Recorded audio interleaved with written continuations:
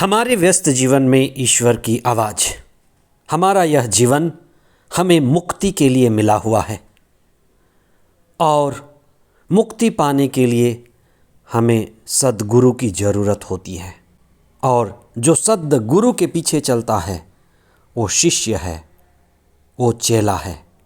आज संत अंद्रयास का पर्व है, जो ईसा का शिष्य था, जिसका सिर ईसा के पास झुका। वह ईसा का चेला बना। चेला यानी पीछे पीछे चला। वह ईसा के पीछे पीछे चला और अनंत जीवन पाया और दूसरों को भी अनंत जीवन का मार्ग दिखाया। 34वां सामान्य सप्ताह 30 नवंबर 2023 बृहस्पतिवार, संत अंद्रयास का पर्व।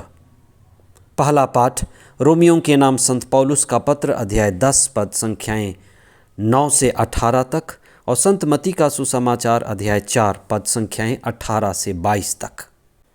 ईसा ने अपने शिष्य पेतरुस और अंद्रयास को मछली पकड़ते हुए देखा और उनसे कहा, मेरे पीछे चले आओ।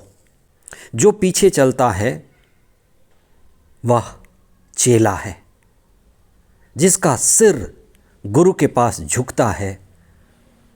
सुनने के लिए, आत्मा में बढ़ने के लिए, मुक्ति पाने के लिए वह शिष्य है। एक गुरु जलता हुआ दिया है, आत्मापूर्ण व्यक्ति जिसके पीछे शिष्य चलता है, जिसे वह भी आत्मा में, चेतना में जल उठे, जागे और दूसरों को भी जगाए। कहते हैं जो आप सोचते हैं वही आप बनते हैं। आपका सोचना आपको बनाता है। जो हम पहले सोचे हैं वही आज बने हैं और जो आज सोच रहे हैं कल बनेंगे। आगरा का ताजमहल भी पहले सोचने में बना, मन में बना और फिर हकीकत में बना। लेकिन मन में आने से पहले हमें सुनना पड़ता है। सुनना जरूरी है। चाहे हम मौन में सुने, स्वयं को सुने, दिव्यवाणी को सुने, ईश्वर को सुने।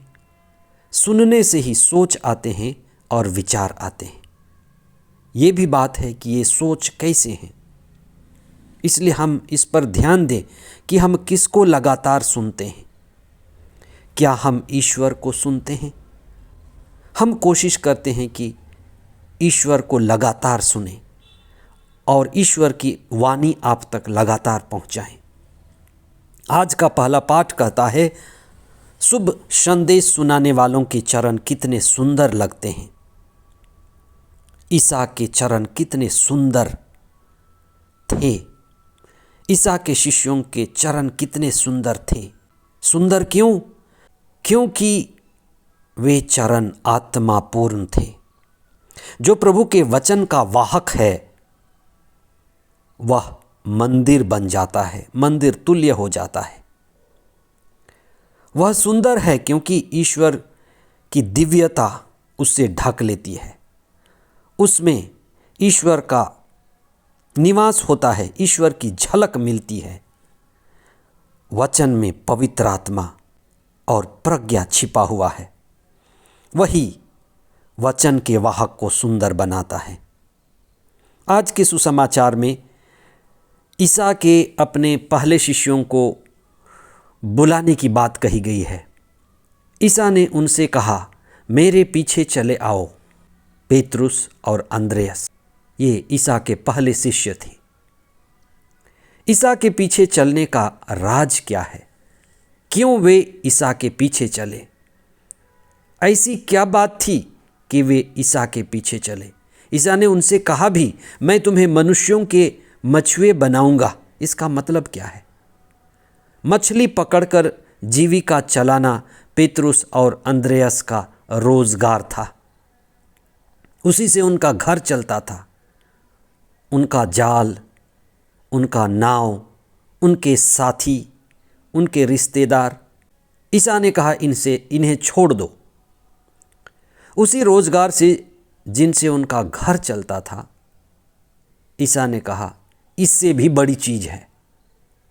ईसा के पीछे चलने का मतलब है रोटी कमाना काफी नहीं है, केवल पेट भरना काफी नहीं है। मनुष्य रोटी से ही नहीं जीता, मनुष्य को मुक्ति चाहिए।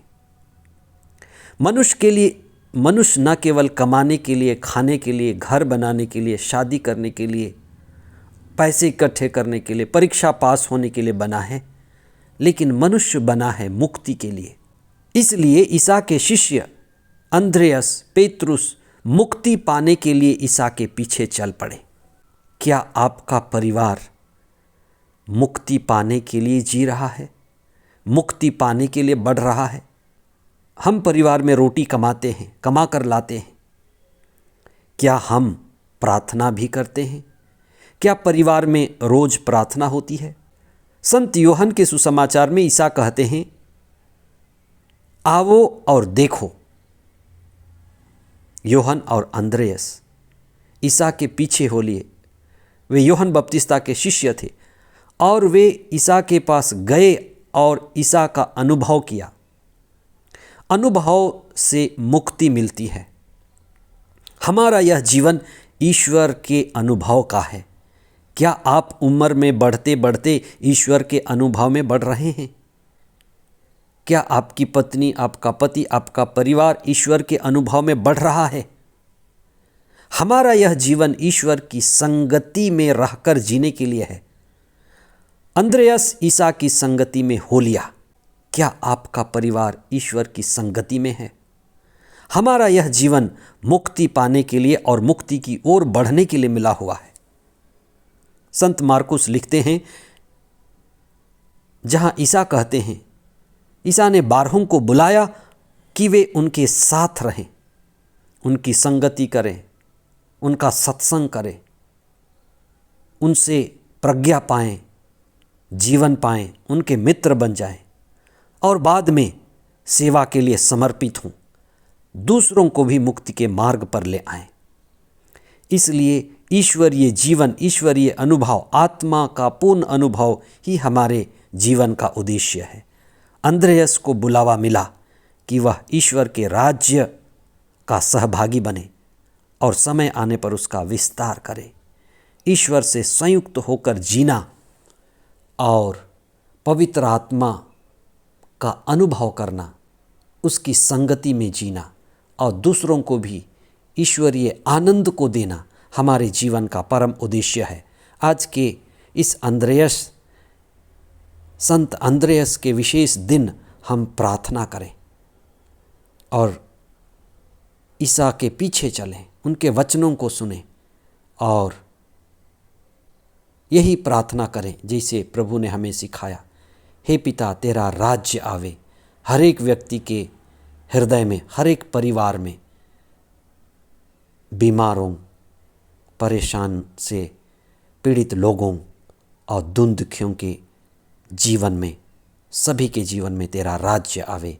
संत अंद्रयास हमारे लिए प्रार्थना करें। आमीन।